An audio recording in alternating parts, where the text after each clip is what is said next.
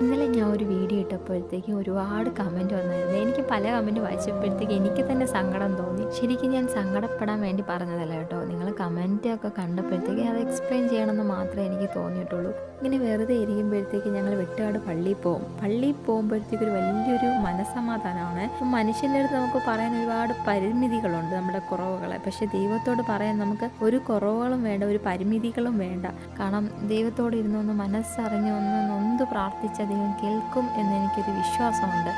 അങ്ങനെ അതുകൊണ്ട് ഞാൻ ഇടയ്ക്കിടയ്ക്ക് ഞാൻ വെട്ടുകാട് പള്ളിയിലൊക്കെ പോകാറുണ്ട്. കാരണം കുറച്ച് മനസ്സൊക്കെ ഫ്രീ ആവട്ടെ. മനുഷ്യനല്ലേ, ചിലപ്പോൾ ദുഃഖങ്ങളും പ്രയാസങ്ങളൊക്കെ കാണും. അങ്ങനെ പ്രാർത്ഥിച്ചൊക്കെ കഴിഞ്ഞപ്പോഴത്തേക്കും നല്ല വിശപ്പുണ്ടായിരുന്നു. അപ്പോഴത്തേക്കും ഞാൻ വിചാരിച്ചു ശരി ഇമ്പീരിയൽ കിച്ചണിൽ പോകാമെന്ന്. അവിടുത്തെ ഫുഡൊക്കെ നല്ലതാണ് കേട്ടോ, നല്ല നീറ്റാണ്.